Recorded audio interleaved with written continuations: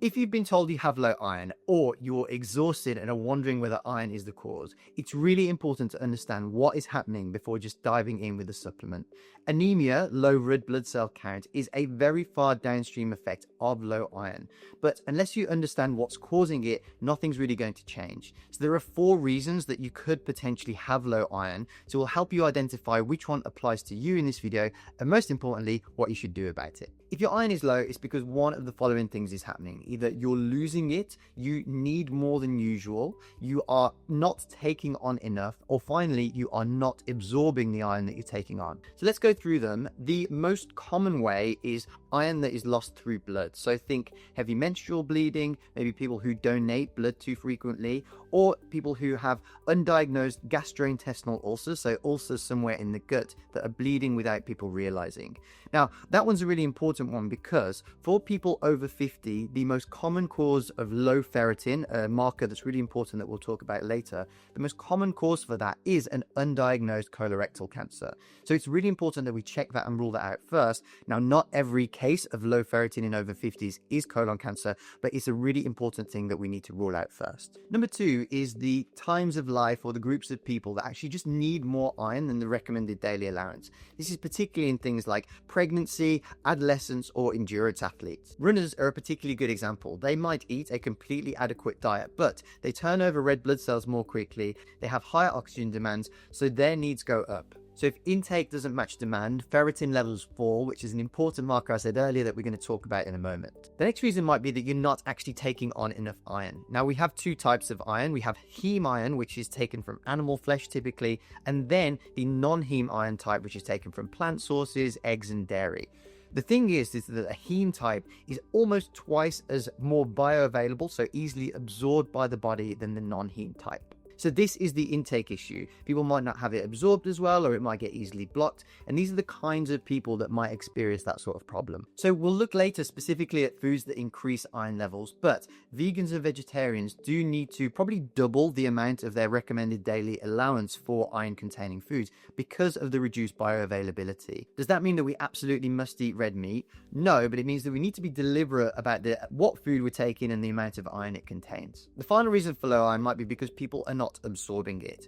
They might be taking iron supplements, for example, and they're not seeing a move in the needle and assume that they need more. However, it's because iron is needed to be absorbed under an acidic environment. So anything like this, and some of those reduce the acidic environment, but any of these causes might be a reason that people are not absorbing iron as efficiently as they could be. So if it's the absorption that's affected, it might not necessarily be a supplement that's the solution. Addressing the cause is, and there are some foods that we'll talk about later that help increase absorption, and foods that we need to avoid that are going to reduce the blocking of absorption. So on screen I'll put a little bit about how iron is used and absorbed and excreted in the body, but it's really important to understand, as I said before, that anemia is not the starting point. It's actually much further down the road. And as you'll see here, about 75% of the iron that your body intakes goes directly towards red blood cell production. It actually prioritizes that. So what you'll see is a drop in the stores way before you see the red blood cell count go down in anemia. And the marker of that iron storage is something called ferritin.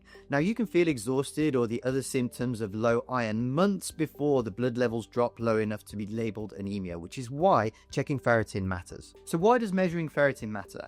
Well, think of ferritin as your iron savings account. If your ferritin is low, your iron stores are low. Simple. But it's important not to just look at ferritin or red blood cell count alone, as it doesn't paint the full picture. So it's worth every 6 months looking at a proper iron panel that looks at these things here. So now let's look at what we can do about it. Some people think, I'll just eat more spinach, but not all iron in food is created equal, and not all people's requirements are exactly the same. On screen now, I'll show you how much it differs depending on what is happening in your life.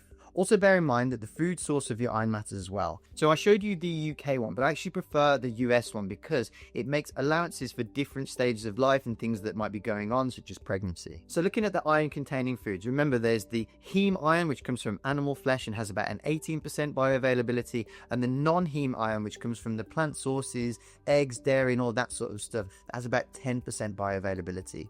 Now on the table here, I'll show you some common foods that have high iron levels and a typical amount amount per portion size. However, look that I've also put a column that says typically how much you can expect to absorb from that dose based on the amount that you take, the amount of iron that it has, and the bioavailability of that particular iron source. But if you're veggie or vegan and want to know which food sources are likely to give you the highest iron, I've separated out those ones especially.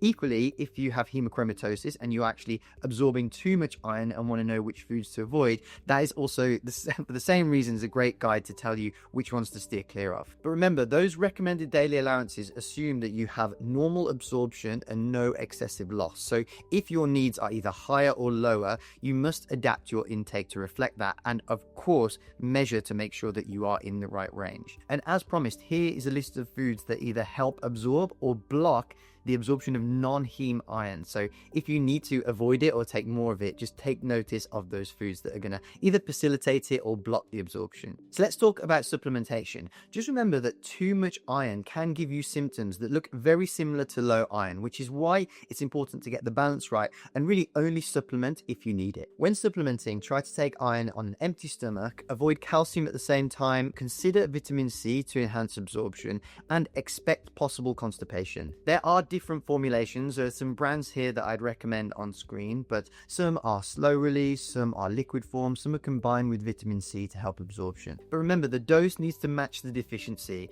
There's a condition called hemochromatosis where people take on too much iron, and that is toxic. It can damage the liver, the pancreas, the heart. So it's really important to make sure we don't overcook it. So don't just supplement blindly. Always test, then treat, and then retest to make sure that you're within the range. So if you suspect your iron is low, here's the path to follow. Number 1, test ferritin and a full iron panel looking at the measures that we talked about earlier. Number 2, if you're over 50 and your ferritin is low, rule out colon cancer before supplementing. Number 3, try and identify why it's low out of those 4 possible causes. 4, fix the intake and the absorption. 5, supplement only if needed. And number 6, always important to retest to make sure that we're within range. So remember, anemia is the downstream effect of low iron. Fix the cause, not just the number. If you want to find out how to supplement for your body and know exactly what it needs, I recommend that you check out this playlist here to find out exactly what's right for you. And similarly, if you want to build a diet that's purpose-built for your body rather than just picking foods at random, check out this video here. Otherwise, thanks for watching, and I'll see you in the next video.